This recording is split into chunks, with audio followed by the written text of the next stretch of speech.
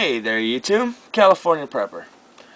Well, I've noticed that I've really slacked off on my prepping videos, and I don't like it. I really don't. I haven't slacked off on my prepping. I'm still big on the prepping. Every time I go to the grocery store, I buy, at least a couple things to add to the prepping pantry, as I like to call it.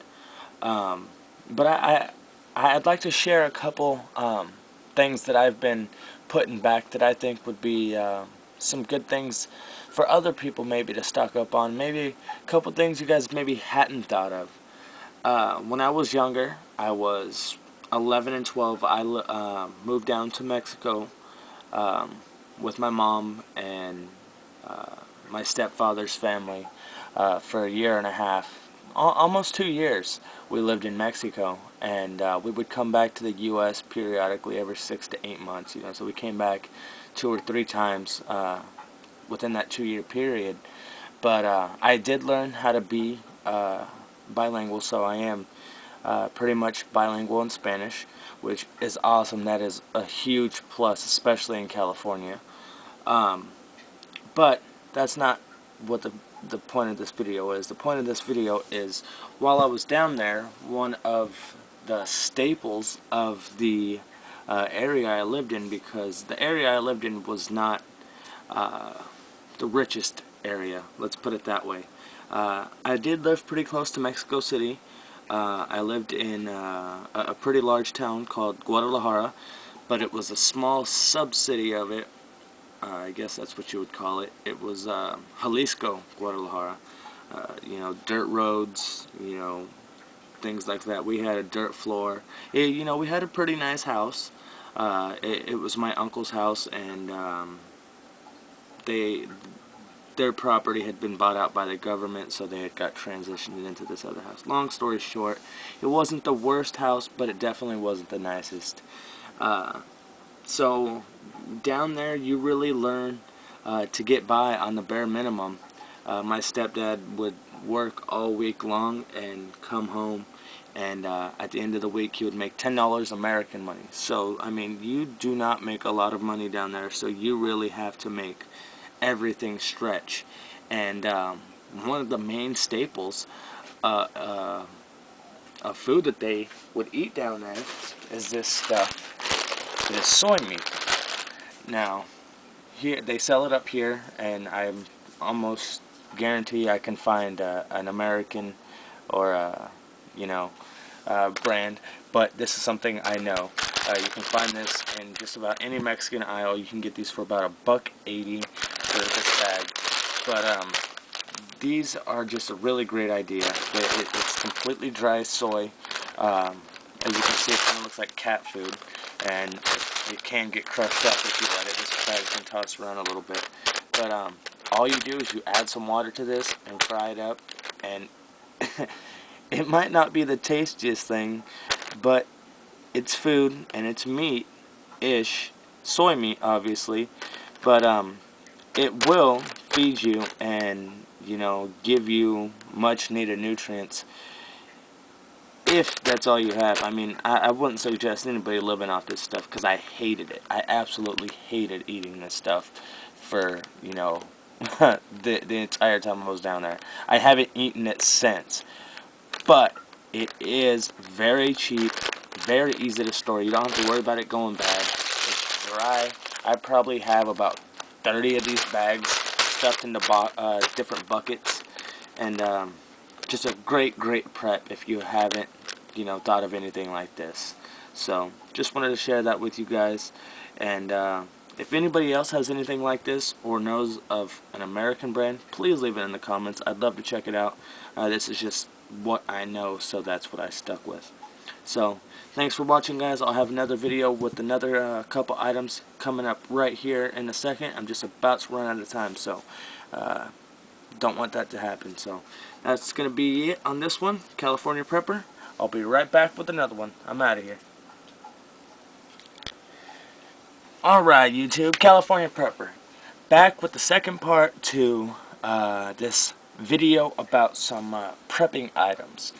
Now, where I left off, I was talking about the dry soy meat. Now, another great thing that I've been putting back, I have 2 young kids, 4 and 5. Actually, my daughter's about to turn 6 come January. Craziness. But anyway, they love fruit. What kids don't love fruit?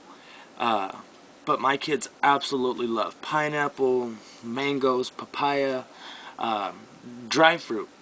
One of their favorite things in the world. They think it's candy. So, they call it candy, which is great for me. If this is going to be candy for them, that's awesome. But it has a lot of great nutrients in it.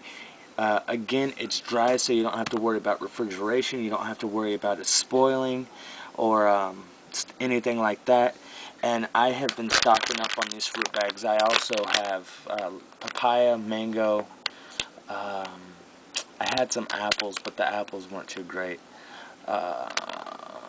What else? I think I have a couple other things. Some cranberries and stuff like that. But the pineapple and the mango and the papaya is just a great idea in my opinion. They are a little on the expensive side, about $4 a bag. I'm sure I could find it cheaper, but all these are individually packaged.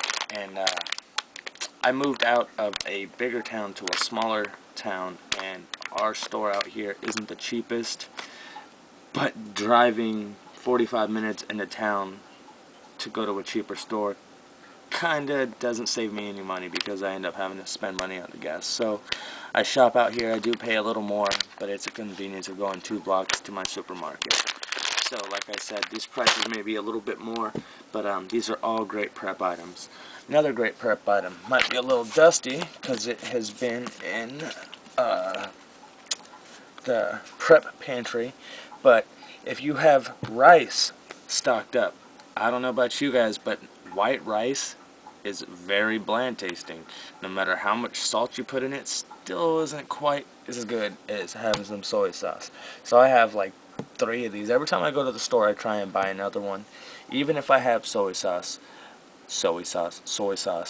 I try picking it up because I have a shit ton of rice, and last thing I want to do is not have any soy sauce and have 50 pounds of rice to go through and no flavor to it. So soy sauce is a staple in my preps for sure. And you can, I mean, you can cook with it. I use it for actually a marinade for a couple secret recipes, and it's delicious. Another thing, seasoning. Seasoned salt, garlic salt, salt, pepper. All those things are great. Any seasonings you can get your hands on, stockpile. That's awesome. You can trade them. I stock up on beef and chicken broth and or seasoning. Bouillon, you guys know what I'm talking about, and that it is going to be a huge thing. People are going to want some flavor for their food, whether it be rice or no matter what you're eating, you're going to want some flavor, and that is a huge thing to stock up on. That is great for trading, great just to stock up on for yourself. No matter how much food you have, you're going to need to have some seasonings to go along with it. I mean, what's the point of having food if it's not going to taste good? At least you got to make it taste good. Come on. No point in surviving if it's that bad, right? Another thing that I've thought about is everybody says, well, I'll just plant a garden and live off that. I don't know if you guys have tried eating, taking peppers and onions and tomatoes and just chopping it up and frying it up. It's not the best tasting stuff by itself, unless of course you know a recipe or something like that. But just frying up vegetables or eating them raw is not gonna be the best for very long. In a survival situation, of course, it doesn't matter. But in a long-term situation, it's not going to be very fun, let's put it that way.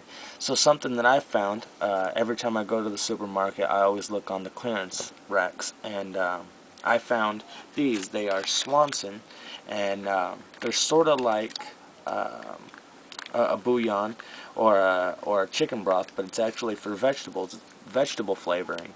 and I've tried it. It's absolutely delicious, and I got a huge bag full of these things, and I think I paid like $5 for all of them. It was awesome.